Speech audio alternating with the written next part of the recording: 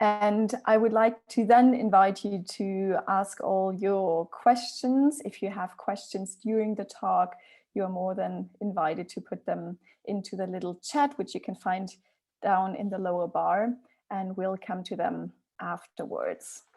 One practicality for the duration of the talk, although it's lovely to see all the faces from all across Europe, I would like to ask you to turn off the video for the duration of the talk only, so that we can make sure we have all the bandwidth needed for the talk. And afterwards, we are kind of daring to go one step further, turning on all the videos as far as you want to. So Father Francis Tiso, if you would also like to already start your video so we can see you. We are very glad, very grateful to have you with us tonight for our next MLE Friends webinar.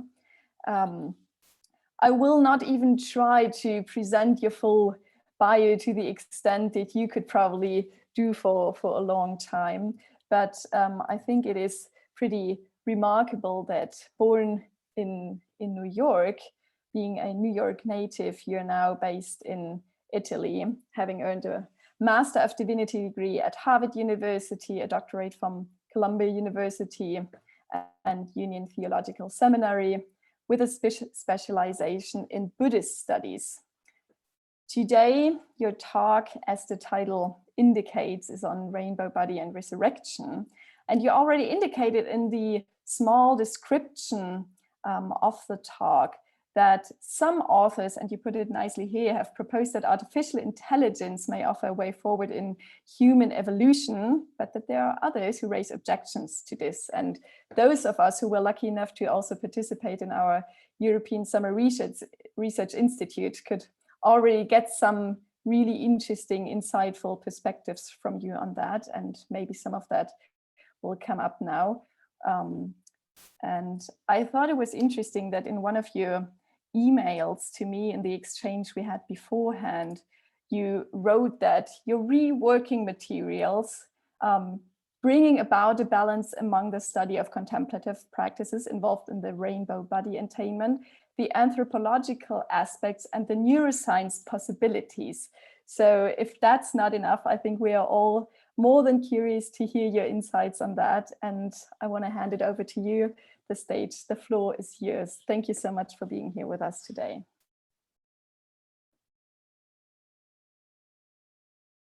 You need to unmute yourself. Wonderful. And your wonderful presence also during the seminar, the summer seminar. That was an amazing tour de force. I'm going to plunge right in because I know our time is limited. This afternoon, I'd like to introduce our Mind and Life friends to the work I've been doing on the rainbow body that emerges in the Tibetan schools that practice the system known as Dzogchen, or the Great Perfection. Those who are familiar with some of the websites and YouTube channels dedicated to Tibetan Buddhism are probably already aware of the claim that some masters of meditation at the time of death manifest various signs of accomplishment.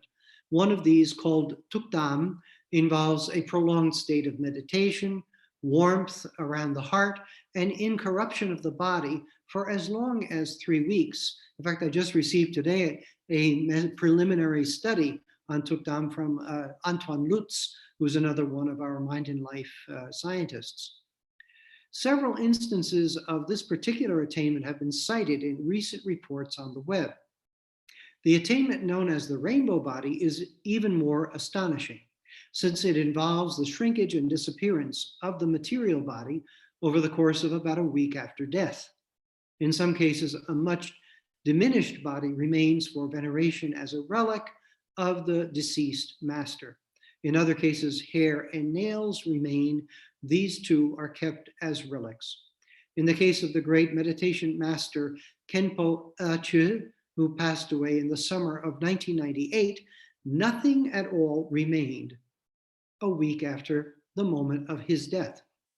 The news of this dramatic event reached my spiritual teacher, the Benedictine monk, Brother David Steinelrast, a longtime Mind and Life advisor, in 1999.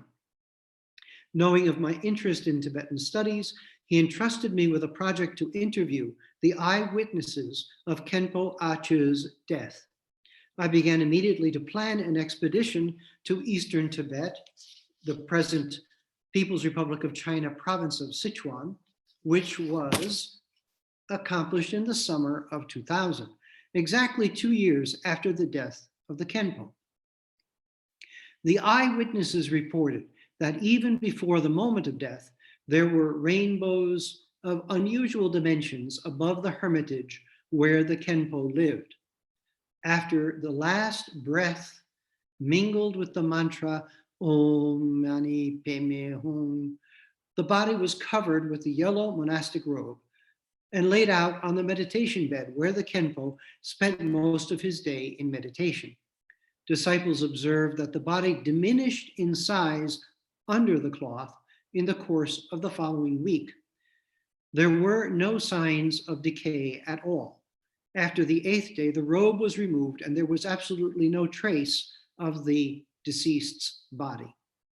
Moreover, during the week, rainbows appeared in the sky, celestial music was heard, perfumes surrounded the hermitage, while disciples performed the customary funerary rites. A large cloud of intense light was seen over the hermitage from over 100 kilometers away.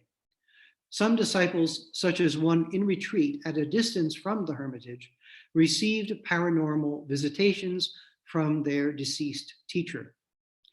This research, followed up by additional interviews with eyewitnesses dwelling at Mindroling Monastery in northern India in 2001, should support the claim that extraordinary phenomena can and do accompany the death of some Dzogchen practitioners. In my book, there are a number of other instances that are cited. Now, one of the monks interviewed, Lama Akchung of Yache Gompa, who at the time was living 200 kilometers west of the Khenpo's hermitage, claimed that he too would manifest the rainbow body at the time of his own death. This indeed took place in 2008, and he did leave behind a much reduced body that was enshrined in a stupa. This is about 20 centimeters long, this relic. This Gompa has unfortunately since been destroyed by the government, but I have reason to believe that the relic has been rescued. A photo of this master taken in the dark while he was still alive, sometime before the year 2000, shows his body haloed by rays of light. This photo is visible on the Rainbow Body website that is circulated in the Nyingmapa order of Tibetan Buddhism. The evidence presented by these photos and others available in various sources, plus the interviews, give us reason to hypothesize that the Dzogchen contemplative system brings about extraordinary results that merit further research. Now, to summarize Dzogchen in a paragraph or two is, of course, impossible, but I'll try to give a brief idea of what are the basic ideas here. The basic view of great perfection is that everything is pure from the primordial beginning. This is the famous expression, kada, okay, pure from the beginning. And that every moment is an emanation of an atemporal origin or source, the Kunje Gyalpo, the king that creates everything, all right, this primordial atemporal source.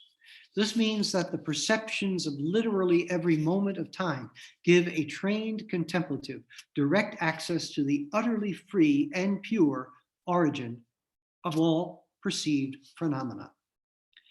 How is such a contemplative to be trained?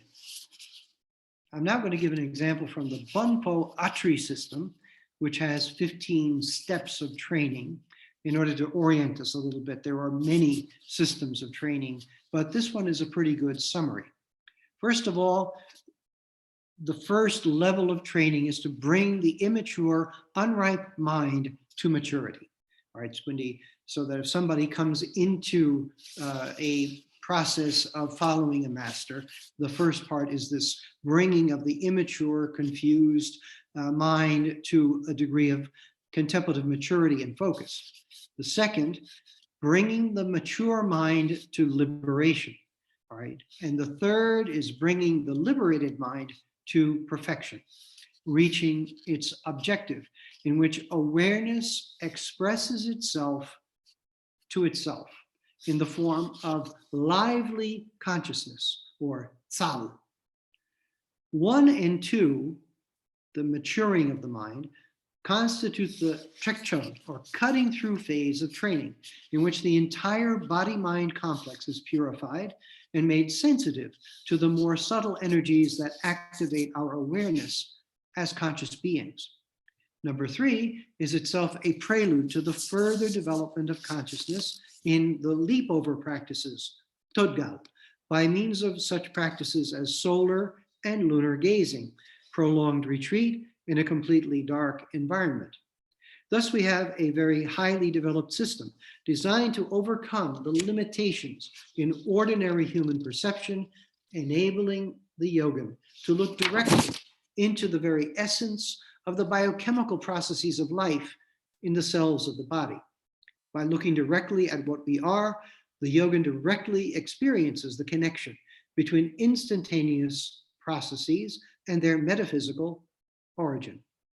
Over time, perhaps as long as 60 years, we were told, the yogin develops paranormal abilities such as clairvoyance, telepathy, distance healing, sympathetic communication with animals, bilocation, and related siddhis that are well known to yoga in general.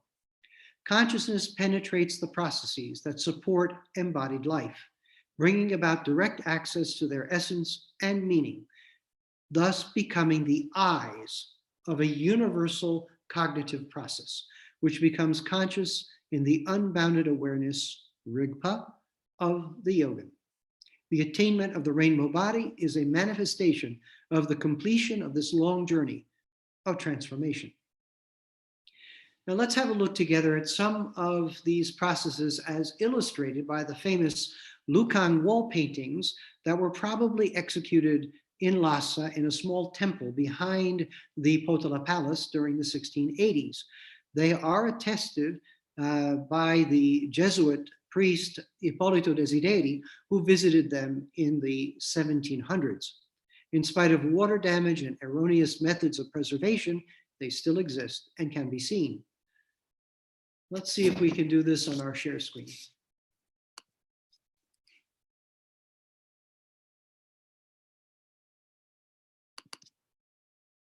Okay. Great, we can see the image. How can I go up? There you go. Yeah. I'm going to do this very quickly.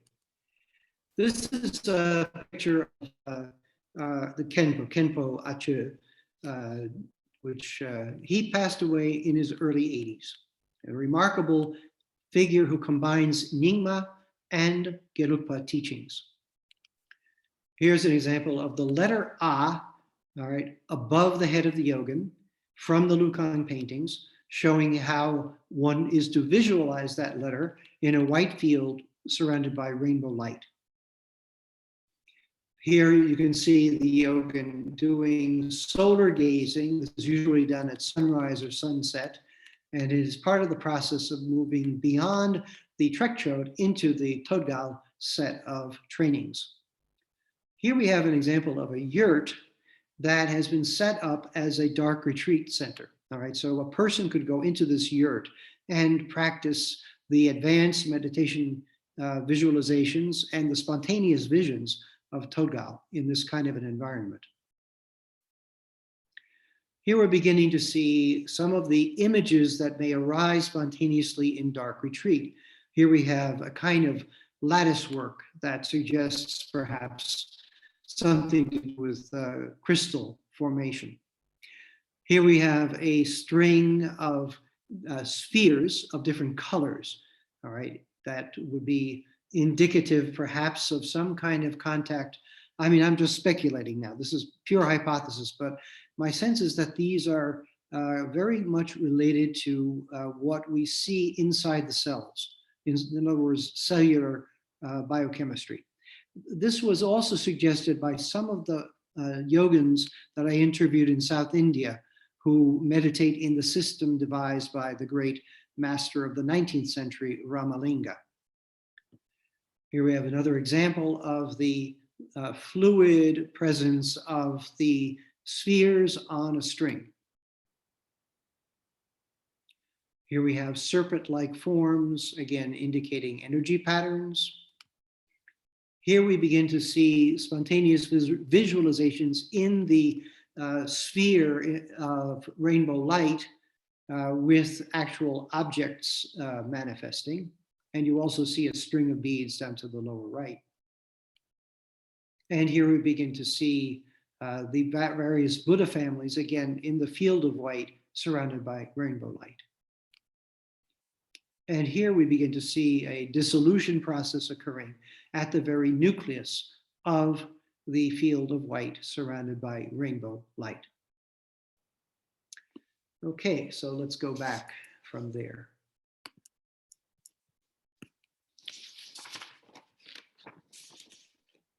A great deal more could be said, of course, about those. Excuse me to interrupt. You could still stop your screen share so we could see. Yes, all of you. Excellent. Very good. Is the rainbow body, therefore, to be considered the fruition of a technique, or is it a miracle? Matthew Kapstein is willing to call it a miracle. He was writing about light in Tibetan Buddhism, and he says this: the problem that we confront here, of course, is that unlike many types of religious experience, such as visions and mystical experiences that can be interpreted as events occurring within the subject's consciousness alone, the rainbow body purports to describe a physical event. It belongs to the class of miracles. Who are we to say that it never occurs? What must surely complement is another type of story altogether, a story about the religious and not the physical nature of light. Here, let me emphasize only that for the Tibetan Buddhist tradition generally, intensive visions and experiences of light are regularly associated with some types of yogic and contemplative practice, and may sometimes be induced by contact with persons, places, and objects thought to be imbued with great spiritual power. It is, I think, in the convergence of all the factors I have been reviewing that Tibetan belief in its own terms becomes plausible. Now, that is an argument in favor of miracle. We could, of course, be more precise in defining a miracle. Miracle is an unusual, startling, or extraordinary event that is in principle perceivable by any interested and fair-minded observer. And that's exactly what Dr. Kapstein is saying. But it is also an event that finds no reasonable explanation in human abilities or in other forces that operate in our world of time and space. And this does seem to be different from what we're seeing with Rainbow Body. And three, it is an event that is the result of a special, quote, act of God, doing what no human power can do. Could it be that the dissolution of the body, observed in the rainbow body attainment, is a technique and not a miracle? If so, it is an extreme case of the exploitation of what is possible to the human body-mind complex. This possibility might explain some of the salient differences between the resurrection and the rainbow body, which we have explored in the book Rainbow Body and Resurrection. Now, from an anthropological perspective, the rainbow body is an important response to the dislocation that death precipitates in a community or a family. There is considerable value in investing in a high-quality death. A miraculous death, such as that of a rainbow body yogin, approaches the highest level of anthropological value, as does the resurrection in Christian theology. In our anthropological survey from 2017, we observed the Rainbow Body Research Project engaging claims of spiritual attainment and personal transformation enables us to examine critically many key features of anthropological research. Our engagement with communities of discourse exposed aspects of the artificial emic-etic divide, that is the insider-outsider perspective, allowing the anthropological study of religion to propose methods in religious studies as a whole. The study of paranormal phenomena cannot be isolated from social contextualization. In this instance, a study of death and dying, contextualized in a traditional community like that of Khenpo Ache, required unique features of engagement for the researcher who wishes to observe the social dynamics surrounding the death of a person of high repute. The challenge here is to develop a methodology of research that can meaningfully be employed, teetering on that balance between scientific objectivity, the testing of hypotheses, and the insider perspective of contemplative practitioners. It should be apparent that a similar fine line is a constant challenge for those engaged in the scientific study of all kinds of meditation practices and their effects on the human body-mind complex. In further research, I've attempted to survey the literature on the scientific study of meditation in order to open up a conversation about how such research might contribute to an understanding of the dissolution phenomenon, particularly if it indeed turns out to be a technique and not exactly a miracle. In my book on the rainbow body, focusing on the case of Khenpo Ache, it was possible to present research based on eyewitness accounts of postmortem bodily dissolution of a master of meditation. This research and other credible accounts indicate that there is now evidence, anthropological evidence, to justify further research on this phenomenon.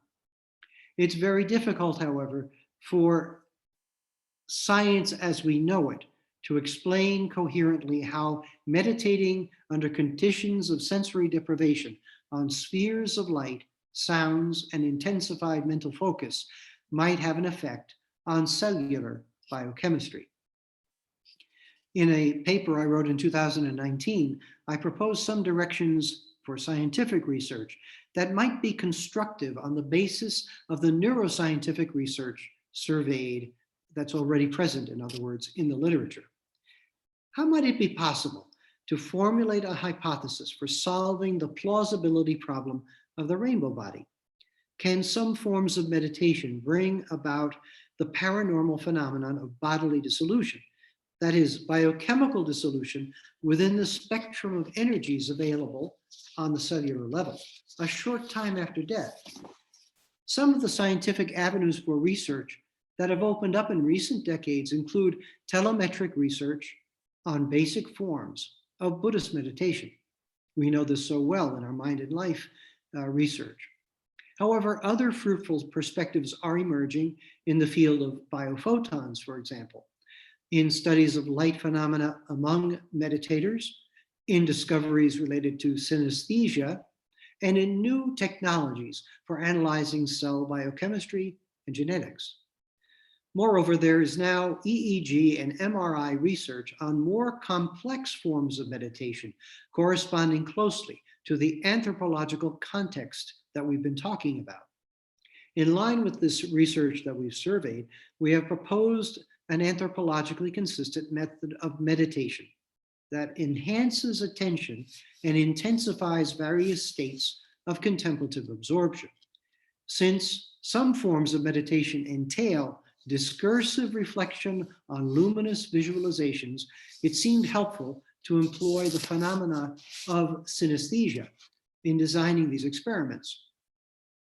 Now, synesthesia is sometimes considered to be a kind of a borderline mental problem. But even as a child, I noticed that numbers always seem to be accompanied by a halo of a certain color, and it never changed. And I was always astonished about that over the years until I saw some interesting paintings that indicated that some contemporary artists had also had similar experiences. In any case, a person perceives objects through their senses in an unusual way, such as color, perceived as sound, or numbers associated with colors, or perceiving colors through contact with the skin.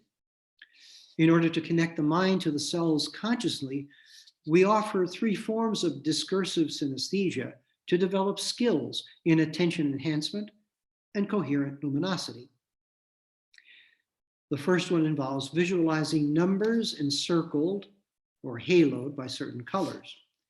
The second involves imagining polygons of certain colors moving through space.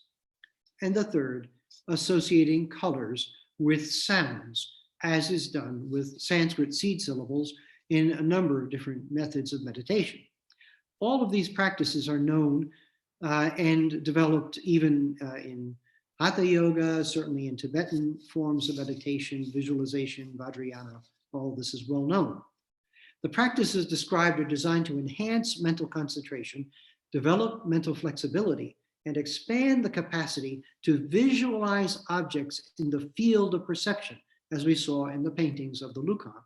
Thus, expand the capacity of the meditator to visualize objects and to move the observer into a deep state of contemplative absorption without specifically religious prompts. This method may enable us to test various hypotheses about the nature of consciousness, whether the working model is brain-based or not. In the meditation practice proposed, a certain set of correlations between numbers and colors is employed. This has been done on the basis of the experience of synesthesia, which has the advantage of entailing the kind of brilliant, luminous colors associated with the prismatic separation of the colors of the visual spectrum. The practice described has been tested in small groups during retreats with promising qualitative results. It should be possible now to set up an experiment in which a group of experienced meditators work with a discursive meditation sequence while being tested telemetrically. To analyze the ways in which this meditation sequence may have a biological effect, the researchers will eventually need to measure biophotons and their relative coherence. EEG and MRI will also provide valuable data on changes in blood flow and brain waves.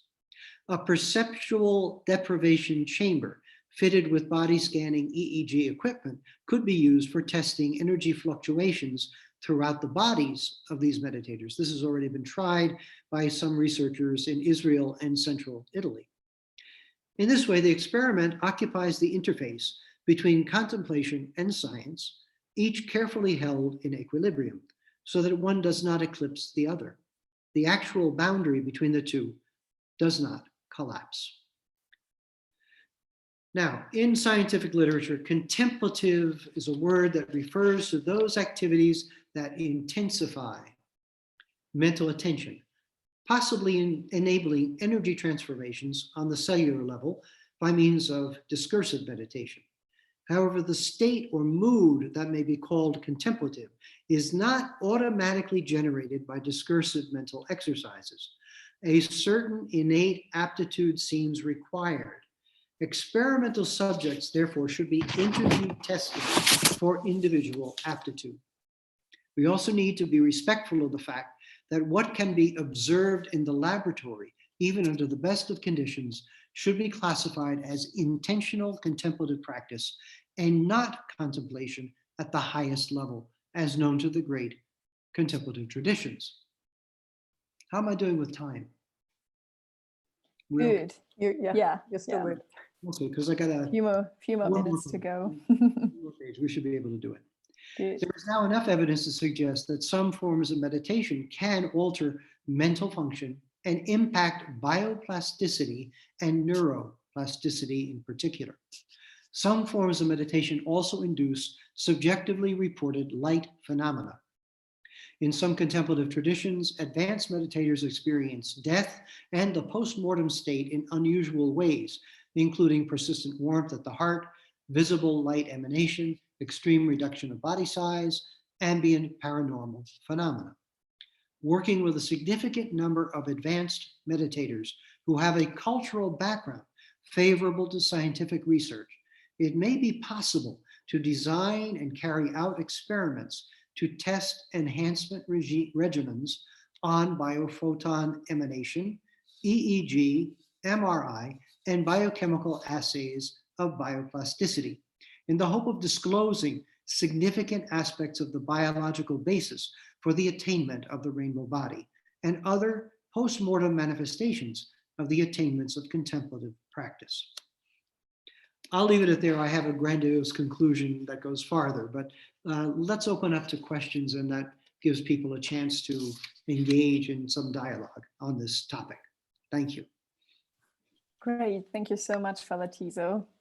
It's very insightful. We have at least one question coming up, and I want to invite all of you who have been listening to, if you would like to turn on your video so we can even better engage in a dialogue. I will do so too. Let's see how we're going to do with the bandwidth.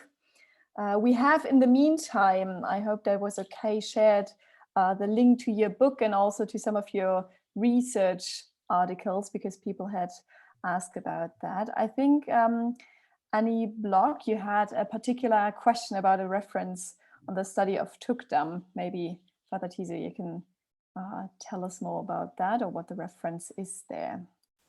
Yes, Anton Lutz, who just popped in, he's been doing that work in connection with Richard Davidson's laboratory. A few years ago, one of Richie Davidson's anthropological forensic experts stopped in, and we had a wonderful day going over this research. The material that Antoine sent me today is of suggestive value. It's really a methodological challenge right there that Antoine presents for us, and we're hoping that we'll get some more data. It's not easy, of course, to catch somebody at the moment of death. All right, anyone, much less a highly experienced meditator. But some effort has been made to overcome the traditional issues that would be involved with that. For example, training monk assistants in the technology that would be involved, and also inventing body vests that could be worn by the dying person that would be non-interfering with the process of dying and the concentration that is part of the process. Thank you so much. Marika has a question. No results so far. Okay, let's see. Marika, do you want to ask a question directly? Yes, thanks for this intriguing talk. I enjoyed it very much, and I was wondering whether you found some natural science analysis of the relics, so of shrunken bodies, nails, hair, and what do they tell us about this phenomenon? Thanks. Right. This is, of course, a kind of a next step in this whole research project, because, of course, it's this is a venerated object, and people are very protective of relics. I actually asked if I could look more closely at the relics of Dudjom Rinpoche in Bodhanath, in Kathmandu, and I was not able to convince the monks to allow me to get any closer. But if you go on the web, you'll see a lot of things. I mean, there's a lot of material on the ring cell, and I believe some people have done some research on the ring cell. These are little sphere, glass-like spheres that emerge from the cremation box that is used to cremate the body of the masters. When cremation is the chosen method for the disposal of the body. Okay. Now the rainbow body phenomenon doesn't involve cremation, of course. All right. The body dissolves without cremation, and the body is not supposed to be touched. And in fact, in some cases, it's preferred that it remain in a tent or in a cave outside of the eyesight of anyone, even disciples. The case of Khenpo Acha is particularly interesting in that they covered the body and were able to observe the shrinkage under the cloth. All right. There are a number of other features of the Khenpo Acha case that make it particularly rich for our research purposes.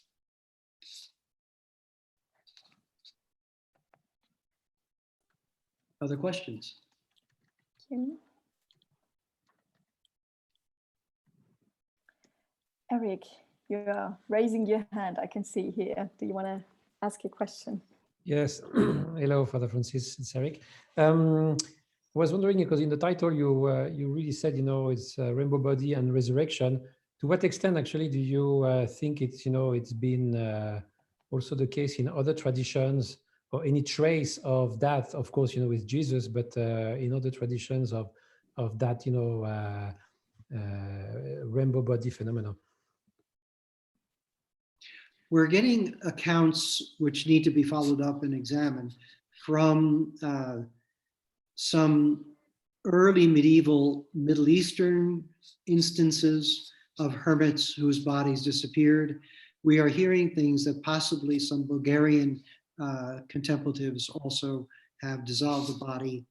Of course, the famous case of the Virgin Mary, the Assumption of Mary is considered a kind of rainbow body or resurrection phenomenon. So we have to look at some of these things, but of course the beauty of the Tibetan research is that we have contemporary instances that we can follow up and actually talk to eyewitnesses to verify some of the details and the practices. I did travel to monastic Romania in 2002 to see if I could follow up with any evidence for bodily transformation at the time of death. And I was not able to get any information beyond the peculiar features of the relics of some of the monks and nuns who had passed away in conception of holiness. And these people usually have fragrant relics, fragrant bones, or the bones may acquire a particular coloration. All right, but again, we're talking about normal decomposition followed by the emergence of a perfumed relic. Okay, and so that's not quite the same thing as the rainbow body. But I hear from people in Bulgaria that there have been some instances of shrinkage or disappearance. A lot of the work in my book covers reports of mystical phenomena that were shared among Syro-Oriental monks. In other words, monks who worked in the Aramaic Christian tradition, all right? And it's not quite just subjective experiences. These are experiences that were discussed among masters and disciples in the monasteries of Persia, Qatar, Central Asia, and so forth. And the accounts have been handed down to us. And we have some remarkable accounts there of light phenomena, inedia, bodily transformation, and various other phenomena. So the fact that they actually see spontaneous spheres of light, very much like those described for the Dzogchen practitioners, is already interesting, but it gets even more interesting when we compare the texts of these Christian mystics with the texts we get from Chan and also Dzogchen practitioners. And that's covered at great length in the Rainbow Body book. Thank you. In the meantime, we've got two more questions, one by Annie Block and one by Tonka Nikolova. Annie, do you want to start with your question first?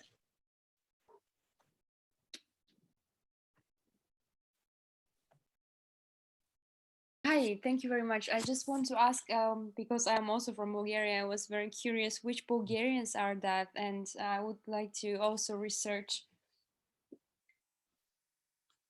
Yeah, I have to nail that down a little bit more tightly. I got an email from someone who was familiar with Bulgarian Orthodoxy and who reported this to me only a couple of weeks ago, actually. And so I want to, follow through on that, see who they're talking about and whether this was recent or a long time ago. But it does seem to be at least an oral tradition that such things have happened in Orthodox Bulgaria. Yeah, so we'll try to follow up on that, and I'll try to get that information to you. And you're always welcome to write me an email about this, if you have additional questions. No problem. Could be. It may take me a while to answer, but I'll get to you. Yeah, thank you very much. Thank you.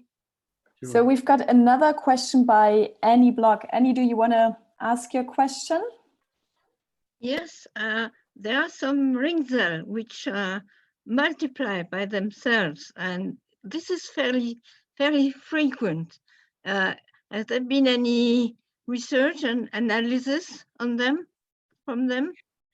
A great deal has been published, but so far not any. I have not seen any scientific, type, like say spectrograph studies or anything like that. I do know some people have made efforts to detect things like brain waves in the area around relics, and have come up with some interesting results which need to be tested. I still consider it, the method itself is a hypothesis. But I think it would be very important to try to detect a certain level of electromagnetic energy or some kind of change in maybe, say, the biophoton production of persons who were near the relics, because that might give us a connection with the bioplasticity of people who are healed by relics. I mean, that's the kind of thing that we want to look at. It requires a certain amount of equipment. And so I always say my laboratory is my body. I'm looking forward to working with somebody who has a more, well supplied laboratory to do some of this additional work. There's a fellow named Daniel P. Brown, who has been doing some very, very valuable and very detailed work on brain waves and meditation. And I've cited his work in my 2019 article, which you can find on academia.edu. All right, taking the next step in rainbow body research. Thank you. Eric, you're still raising your hand. Is that another question you have? Not that we missed that. Okay. Maybe, maybe not. Maybe there are other questions. You can either raise your hand virtually or put them in the chat to catch that. Yes. Yeah, Marika, you have another question. Yeah, I'm curious how your work is received by religious studies scholars in general, because I think this position that you take is relatively unique from my outsider's perspective, in the sense that what I feel is a lot that this kind of research on paranormal phenomena is usually still put off as something, yeah, we know that it doesn't exist, although you should of course not judge, but I feel it often happens in religious studies that it does get judged as something that is not happening, and we observe it from this, let's say, outsider's perspective. So, and you seem to be very open about allowing for the possibility of this being something that happens. So I'm curious what responses are from colleagues and yeah, how they perceive your work on the rainbow body phenomenon. I'm very happy to say that for the most part, the book has been well received by my religious studies colleagues, for example. Also, I'm seeing, for example, one of the first talks I gave on this subject was at the Institute of Noetic Sciences in Petaluma, California, and they are dedicated to research on paranormal phenomena. So, of course, with that group of people, scientists and lay people, there was a great deal of openness. But even among friends of mine who are teaching and who got their doctorates at Columbia or Fordham or other places that are close to me and in my own track record, they've really received this book very generously. And I think that what I've tried to do in the book is be respectful to all sides of the argument, the anthropological and the religious, in trying also to sort out the theological reflection from the actual observation of what's going on in a community that is trying to deal with a remarkable death.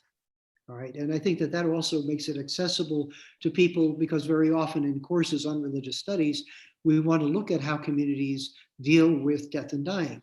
And certainly this particular study helps us a great deal in understanding how a remarkable teacher is perceived at the time of death and subsequently. There is now a pilgrimage, that goes to the place where the Khenpo manifested the rainbow body. And there's a great deal of veneration. But I was particularly impressed with the people that I met back in the year 2000, who really did merit the study of a religious anthropologist, people who were answering questions cogently and coherently, who indicated at the same time profound devotion profound expression of their own commitment to practice. It was really a very rich experience for a researcher. And of course, in my case, also a priest, and someone who was practicing, in my own tradition for a long time. So you see a lot and you pick up a context, which makes further research possible. In fact, I really regret I did not get enough grant support to be able to do a follow-up set of interviews. But I did meet with the great Lopan Tenzin Namdak, who is a Bonpo master at Swayambhu in Kathmandu.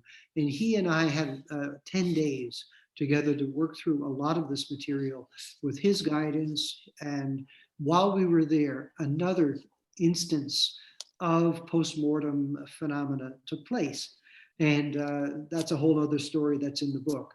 So that we began to feel at home in the anthropological world of people who are within the tradition and who are practicing and who see these things as not metaphors, but as really happening.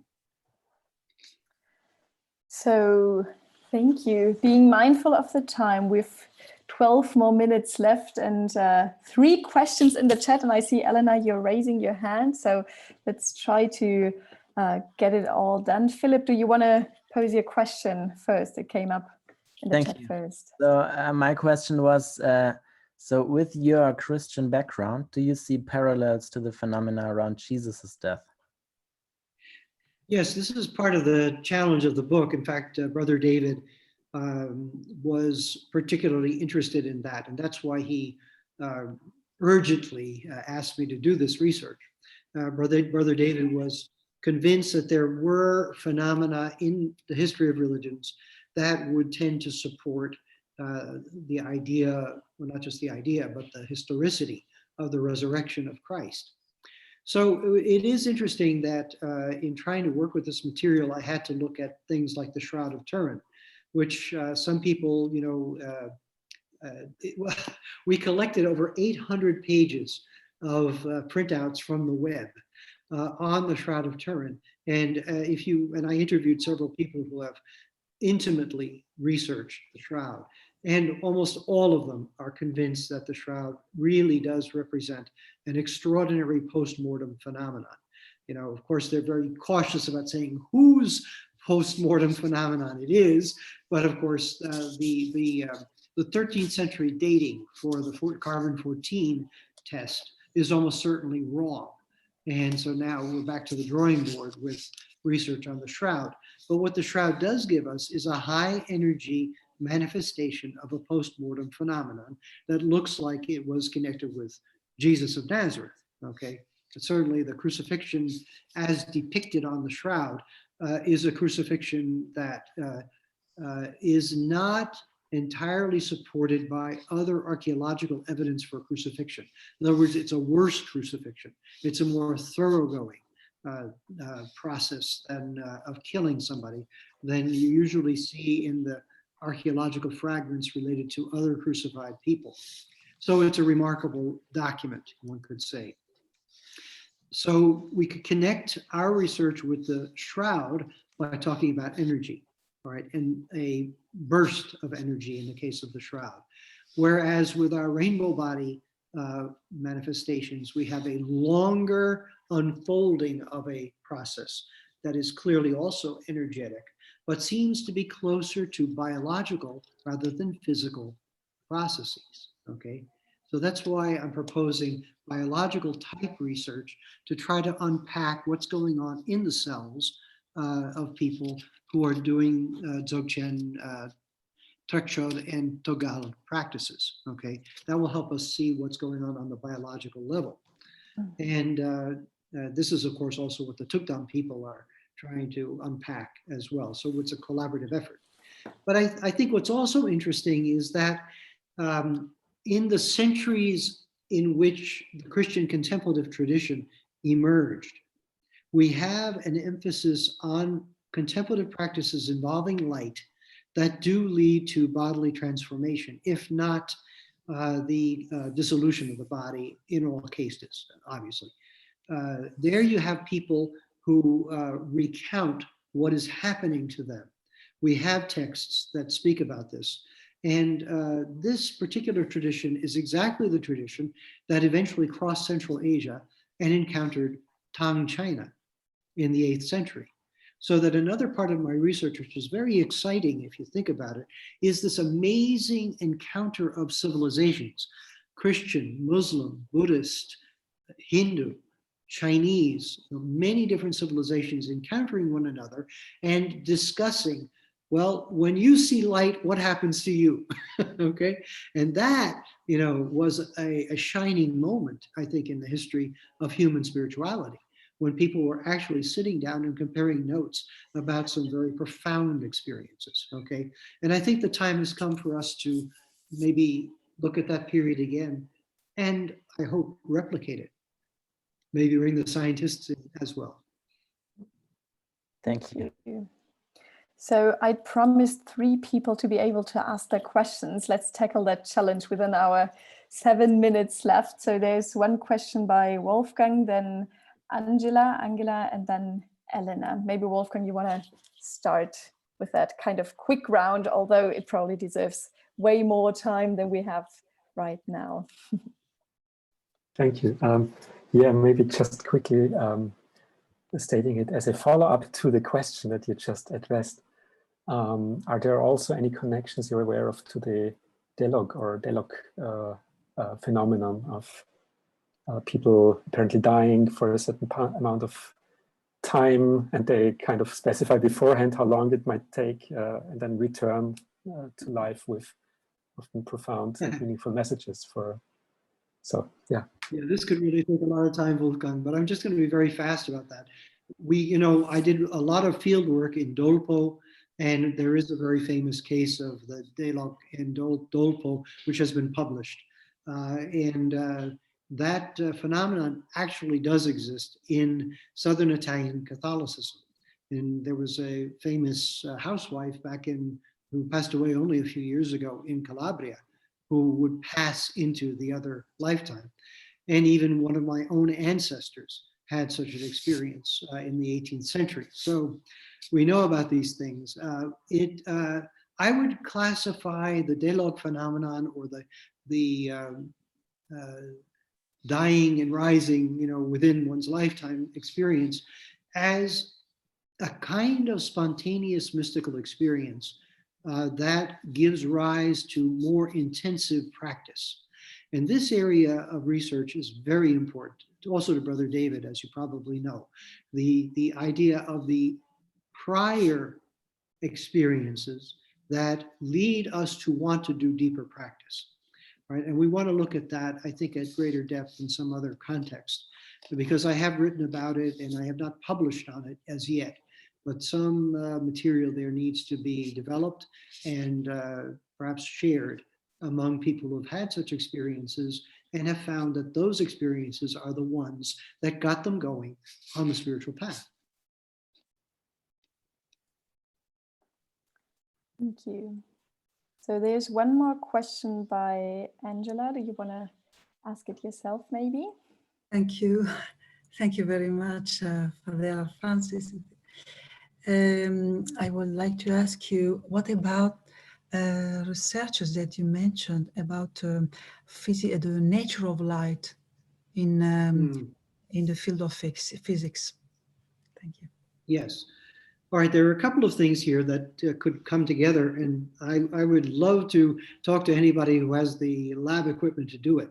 But in Switzerland, Germany, and the Netherlands, a great deal of work has been done on biophotons. I cite a couple of key articles in that essay that I published on academia.edu about the next step in rainbow body research.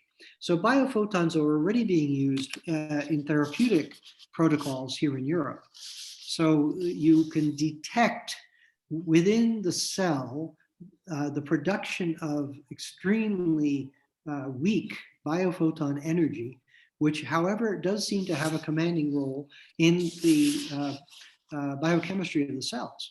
All right, that from the nucleus, from the DNA spiral, you get biophotons that seem to be a key feature of the command system that also involves RNA, right? So that protein synthesis is also influenced and perhaps commanded by biophoton energy coming out of the nucleus. It's amazing when you think about it. And the articles that have been written about it are quite fascinating. Now, if we can connect biophotons with the kind of visualization, or excuse me, spontaneous visions that we have depicted on the walls of the Lukang, we've already begun to make a connection that would be very valuable with what happens in deeper forms of meditation, right? With that one. Another article that I cited is a fairly extensive study of self-reporting about light phenomena during meditation, reported by advanced Buddhist practitioners. The light phenomena that are recorded are, different types, but some people will get flashes of light. Some people will feel that they themselves become light. Some people also will close their eyes and see light, which in my opinion corresponds to the pranas moving into the central channel of the subtle body. All right. So in fact, the practice that I mentioned related to the Bunpo, the Atri practices, actually do help a person who has already got some background in meditation to move the winds into the central channel and begin to experience light phenomena. So all of this, of course, is subjective, as Matthew Kapstein pointed out. You report on it, but it is interesting when you report on it in a community of practitioners who are on retreat together, all right, it starts to look like something more than just subjective, spontaneous experiences, but something related to the techniques of meditation that are being employed. And that needs to be looked at closely. Alan Wallace is doing a lot of work with groups of trained meditators. And this approach, I think, is going to take off in future research, including on light phenomena, okay? The light phenomena, as I mentioned earlier, are reported by the Christian monastics in Egypt and in the ancient Middle East, as well as far as China, Tang China. Thank you so much. So being today's moderator, I've got the challenge to handle the time and the questions and the great interest. So it's 1 minute to 7. We do want to be mindful of the time of all of our participants. Nevertheless, maybe those who want to stay, let's say maximum 5 minutes longer, can still, of course, join us when Elena has her time for the question, which I promised her to get, so to speak. But of course, if you do need to hop off right now because it's 7 o'clock, we do understand that. And already at this point, thank you so much for joining us. But I do want to give the chance, let's say maybe 5 minutes on top of what we've already have to pose your question, Elena. Thank you very much, Nina. But I was actually going to use this time to ask Father Francis for permission to email him with my question, because I feel it will just take 5 minutes to formulate it properly. Yeah, I would like to have an opportunity to give it justice and to give justice to Francis Tiso's reply as well. Could I email you directly? Could I ask for permission? Great. Thank you very much. It was very interesting. Thank you. So thank you very much, all of you, for your time. Thank you, Father Tiso, for this enriching, inspiring talk. I think the questions showed how much interest there is. And I very much enjoyed and appreciated how this really felt like a community of friends, being part of the MLE Friends, actually. So thank you very much. We will close this meeting in 1 or 2 minutes, and this is just a small reminder that next week, Tuesday, we're going to have the first live webinar following our webcast, the Beyond Confines webcast. That will be with Michelle Bitball. You might have seen the few lectures on philosophy already, and next Tuesday there's actually an interactive session where you can ask questions about that webcast. And we also have another webinar coming up on November 12th with Richard Davidson. We have had some references to his work today already, so maybe you want to save the date. So thank you, everyone. Thank you, Father Tiso, for your time, for all your views, insights, and perspectives. And to all of you, have a great and wonderful evening. Thank you so much. Thanks, Nina. Thank you so much. Bye-bye. Thanks a lot. Bye-bye. Bye, ciao. Arrivederci. Enjoy the arrivederci. Enjoy the evening. We will close the meeting in about a minute. So be well, stay safe. Bye.